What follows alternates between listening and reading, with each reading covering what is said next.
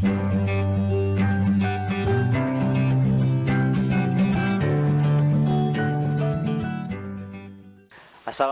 warahmatullahi wabarakatuh. Baik lagi bersama Bapak ya di masih pelajaran yang sama, pendidikan agama Islam, yang mana sekarang kita membahas bab 2 di kelas 8 yang berjudul menghindari minuman keras dan judi. Oke. Kenapa kita harus menghindari minuman keras dan judi? Karena minuman keras atau khamar ataupun minuman yang memabukkan dan judi itu adalah awal mula kehancuran seseorang. Karena orang-orang yang melakukan hal tersebut itu banyak kerugian yang dia dapati. Oke. Yang pertama, mari kita renungkan, wahai teman-teman yang soleh, ketahuilah bahwa Islam itu melarang keras untuk umatnya mengkonsumsi khamar atau mengkonsumsi minuman keras. Ya, bukan es batu ya, minuman keras, tentang minuman keras, es batu, bukan es batu. Tapi minuman yang memabukkan atau mengandung alkohol. Baik itu alkoholnya sedikit ataupun banyak, ya. Pokoknya yang mengandung alkohol.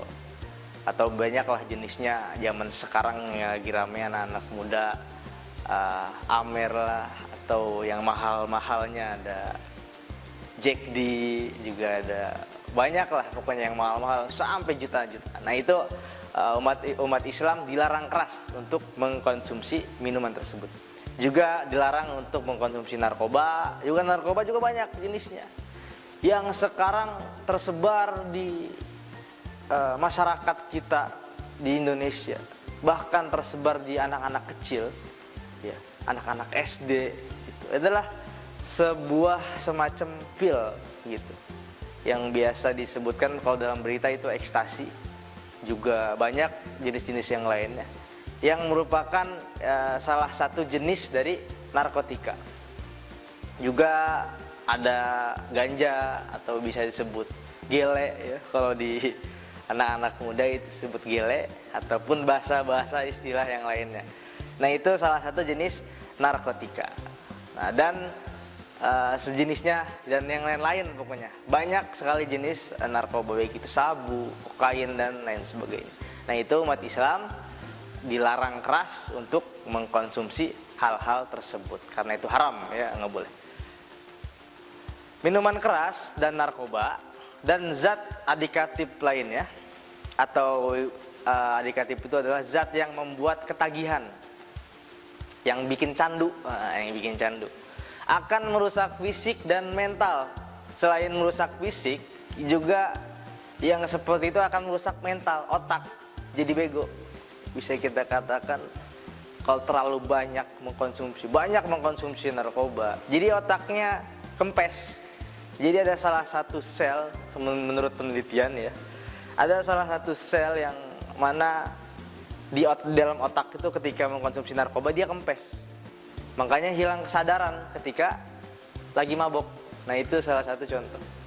Merusak fisik dan merusak mental. Di samping itu juga orang yang demikian akan malas bekerja dan juga tidak bisa mengendalikan keuangannya untuk membeli jadinya untuk membeli zat yang terlarang tersebut ya. Jadi nggak bisa mengendalikan keuangannya untuk menggunakan hal-hal baik karena udah candu, karena udah ketagihan. Jadi kalau punya duit tidak dimanfaatkan, malah beli hal-hal yang dilarang. Punya duit sedikit, patungan teman-teman, beli apa? Beli Amer bisa, minum. Padahal uang itu bisa kita manfaatkan untuk beli kebutuhan yang bermanfaat, beli kuota lah, beli dan lain sebagainya, buat ditabung dan lain-lain.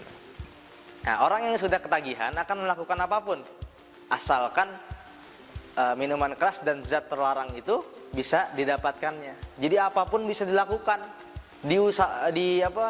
diusahakan betul untuk mendapatkan minuman keras dan juga narkoba. Kalau udah candu, ya, udah ketagihan, gak punya uang, nggak punya duit, bisa jadi nyolong, mencuri agar mendapat minuman keras dan juga dapat narkoba. Nah itu contohnya udah terlalu banyak di berita sekarang, udah banyak banget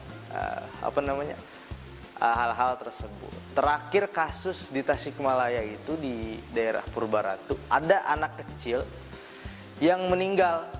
Dia usia SD, meninggal gara-gara mengkonsumsi oplosan. Ya, oplosan itu jadi dia bikin Fanta menggunakan dicampur dengan alkohol 80%. Karena kita ketahui semua, kita ketahui bersama bahwa alkohol 80% itu alkohol medis. Untuk apa? Untuk bisa campuran hand sanitizer atau juga bisa buat pengobatan dalam, pembersihan. Itu buat medis. Jadi itu obat keras yang nggak boleh kita masukin ke tubuh. Akan tetapi anak tersebut dicampurin dan diminum. Akhirnya apa? Meninggal, mati dalam keadaan seperti itu. Nauzubillah. Mudah-mudahan kita terhindari lah dari hal-hal tersebut. Sungguh, mari kita berlindung kepada Allah Subhanahu Wa Taala agar terhindar dari minuman keras dan zat-zat terlarang. Oke, kita lanjut. Selain itu, wahai teman-teman atau anak-anak yang Bapak cintai, selain menjauhi tadi minuman keras, narkoba, juga harus menjauhi judi. Pernahkah kalian mendengar kabar bahwa keluarga menjadi berantakan karena orang tua suka berjudi? Pernah nggak? Pernah pasti ya. Hal ini sangat sesuai dengan hasil dari suatu penelitian yang dilakukan oleh universitas di Australia. Ya. Yang penelitian itu menyimpulkan bahwa hampir setengah dari anggota keluarga yang memiliki kebiasaan berjudi mengalami kekerasan, mengalami kerusakan rumah tangga. Sejumlah kerabat bahkan melaporkan bahwa mereka sangat frustasi. Frustasi itu udah stres, bisa kita katakan stres lah dengan masalah judi.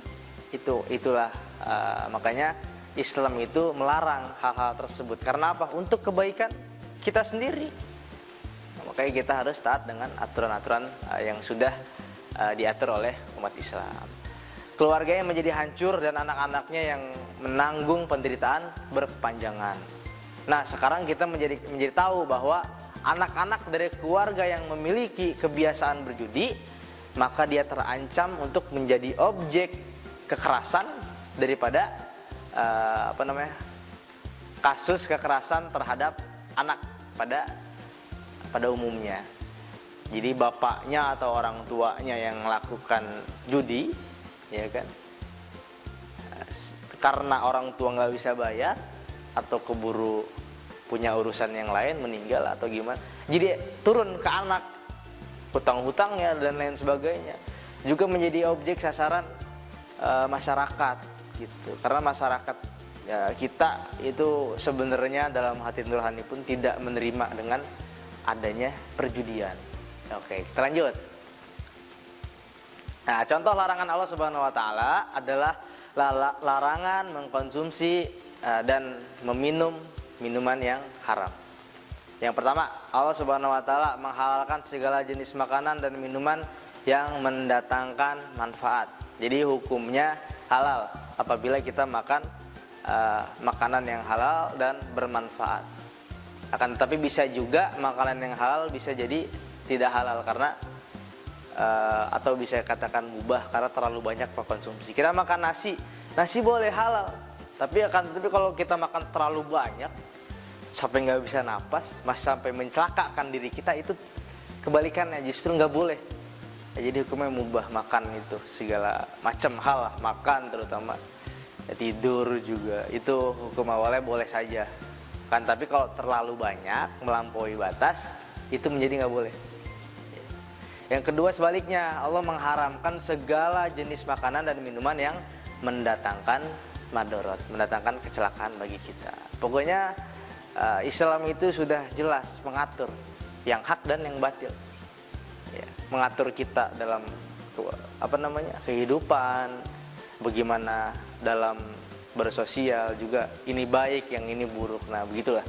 Pada kedua aturan tersebut, Allah menegaskan larangannya terhadap minum khamr, yaitu minum minuman keras, berjudi, dan juga mempersembahkan kurban atau kurban kurban untuk patung-patung dan mengundi nasib atau beramal. Oke, kita lanjut dulu. Secara tegas Allah melarang orang yang beriman mengkonsumsi makanan dan minuman yang haram. Itu sudah jelas ya. Kita sebagai orang muslim ada larangan untuk memakan makanan yang haram. Lalu diantaranya adalah Allah Subhanahu wa taala mengharamkan meminum minuman keras atau khamar. Khamar juga ditegaskan dalam hadis saya sebutkan dari riwayat Ibnu Umar bahwasannya Rasulullah SAW bersabda, setiap yang memabukkan adalah khamar dan setiap yang memabukkan adalah haram. Jadi hadis riwayat Muslim. Jadi setiap yang memabukkan adalah haram meskipun sedikit. Bagaimana kalau ini banyak? Bagaimana kalau sedikit tapi tidak memabukkan?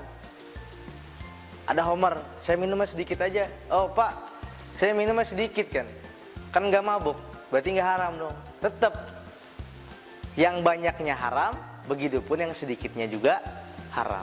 Jadi kalau udah haram ya haram, nggak bisa diakal-akalin menjadi halal gitu. Jadi kalaupun minumnya sedikit, lagi nongkrong banyak, lagi teman-teman gitu kan, teman-temannya bandel, sering mabok gitu kan, kamu ada di situ, habis itu kalau nggak minum kayaknya nggak enak, saya minum sedikit tapi nggak mabuk, berarti boleh ya? Nggak boleh tetap. Makanya itu dia anjurannya, bahwa kita harus mencari teman-teman dan lingkungan yang baik biar kita terbawa baik juga. Jangan sampai ya, kitanya baik tapi ketika bergaul dengan teman-teman yang kelakuannya seperti itu kita jadi terbawa. Nah, jangan sampai seperti itu. Jadi carilah teman yang baik-baik gitu, yang wajar-wajar gitu, yang wajar-wajar terhadap pergaulan. Lalu jauhilah segala bentuk perjudian, karena hal ini akan membuat kalian melupakan tugas utama kalian. Apa tugas utama kalian? Belajar. Kalau sibuk judi, sibuk dengan hal-hal tersebut, itu lupa, bahkan bukan lupa lagi, males, sudah nggak mau belajar menuntut ilmu. Padahal waktu-waktu sekarang adalah waktu-waktu untuk menuntut. Sebagaimana yang orang-orang dewasa yang telah terjerumus dalam perjudian melupakan tugas utama mereka terhadap keluarganya. Harusnya nyari nafkah, malah main judi. Nah, harusnya uangnya dipakai buat beli nafkah, malah dia dipakai untuk berjudi. Orang yang sibuk di meja judi ya, biasanya menyengsarakan dan menelantarkan anak-anak mereka dan keluarga mereka. Ya, jadi uang untuk judi mah diusahakan, sedangkan anak-anak di rumah gitu ya, ataupun keluarga di rumah diabaikan. Nah, biasanya seperti itu. Dan judi juga macam-macam bentuknya ya. Kalau sekarang itu ada yang dinamakan judi online. Jadi sekarang udah ada judi online. Kalian misalnya, mungkin sebagian udah pernah tahu yang dinamakan judi online. Banyak sekali jenisnya. Kita beli chip atau beli buat main poker ya, main gaple di online. Kita beli chip, juga masang chip yang menggunakan uang. Pokoknya yang sifatnya judi kan, tetapi ini online, tetap dalam hukum itu nggak boleh. Itu haram dan dilarang. Karena kita bisa terus-terusan beli chip, gara-gara kalah mulu berjudi, terus beli chip. Sekarang 100.000 boleh jadi kalau kita kalah terus, besok-besok bisa jutaan kita keluar uang. Jadi menghambur-hambur uang, mubazir dengan hal-hal yang tidak berguna. Kita lanjut. Wahai anak-anakku yang soleh, ketahuilah bahwa orang yang mati karena dibunuh seseorang kelak di akhirat tangan kanannya memenggal kepalanya sendiri dengan urat leher mengeluarkan darah, sedangkan tangan kirinya menyeret orang yang membunuhnya untuk dihadapkan kepada Allah Subhanahu wa taala. Orang yang dibunuh kemudian berkata, "Wahai Tuhanku, orang inilah yang membunuhku." Lalu Allah Subhanahu wa taala berfirman, membunuh itu kepada pembunuh tersebut, celakalah engkau. lalu pembunuh itu diseret ke dalam neraka, dilemparin. Sesungguhnya kita berlindung nih kepada Allah Subhanahu wa taala agar dijauhkan dari perbuatan keji. Karena dari awalnya mabok, lalu main judi, hilang kesadaran atau gimana lah itu. Pokoknya jadi dari situ bisa jadi pembunuhan. Yang mana pembunuhan ini sangat keji dosanya, dan tadi Bapak telah sebutkan bahwa akan langsung dilempar ke dalam neraka. Ngeri kan? Makanya harus dijauhi. Lanjut. Jadi sekarang kalian menjadi semakin tahu dan semakin jelas mengenai hukum dan ketentuan berantem, bertikai, tawuran dan sejenisnya. Semua ini dilarang keras dan dipertanggungjawabkan. Sangat berat baik di dunia maupun di akhirat. Di dunia kalau kita tawuran, kita berantem, ditanggung jawab, hubungannya masuk kantor polisi. Udah masuk kantor polisi, divonis sebagai tersangka ataupun udah terdakwa, di penjara. Nah, itu di dunia, belum lagi di akhirat, itu lebih kejam lagi begitu.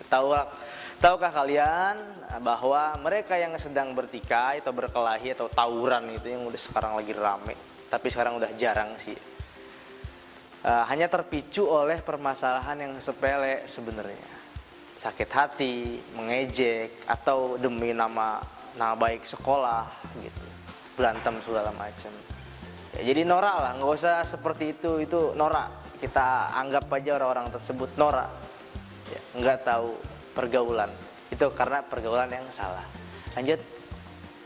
Sudah selesai. Demikian materi yang dapat Bapak sampaikan. Mudah-mudahan bermanfaat dan bisa kita praktekkan dalam kehidupan kita sehari-hari. Assalamualaikum warahmatullahi wabarakatuh. Kunjungi sosial media lainnya seperti website kami di pkbmalfata.com, Facebook PKB Malfata Manunjaya, Instagram PKB Malfata Official, dan terima kasih telah klik video ini. Jangan lupa like, comment, share, dan subscribe untuk menunjukkan dukungan kamu terhadap channel ini. Enjoy the video PKB Malfata.